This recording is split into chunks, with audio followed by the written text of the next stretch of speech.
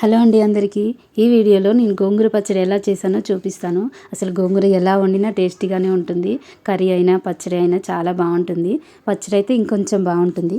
ఎంతైనా పచ్చళ్ళ టేస్టే వేరే. గోంగూర పచ్చడి అయినా, పల్లి పచ్చడి అయినా, టమాటా చట్నీ అయినా, ఇంకేమంటే దోసకాయ పచ్చడి అయినా అన్నీ చాలా టేస్టీగా ఉంటాయి కదా.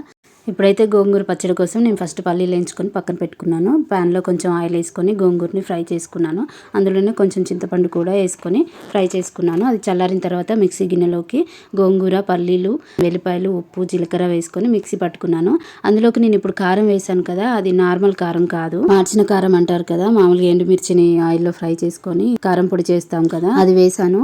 మీరైతే ఎండుమిర్చిని ఆయిల్లో కొంచెం ఫ్రై చేసుకొని మిక్సీలో వేసుకొని మిక్సీ చేసుకుంటే సరిపోతుంది. తాలింపులో ఆయిల్లో జీలకర్ర, ఆవాలు, వెల్లుల్లి, పసుపు వేసుకున్నాను. కరివేపాకు, ఎండుమిర్చి వేసుకుంటే ఇంకా టేస్ట్ బాగుంటుంది. నా దగ్గర లేదని వేసుకోలేదు. ఆనియన్ ని సన్నగా కట్ చేసుకొని లాస్ట్ లో పచ్చళ్ళలో కలుపుకుంటే టేస్ట్ చాలా బాగుంటుంది.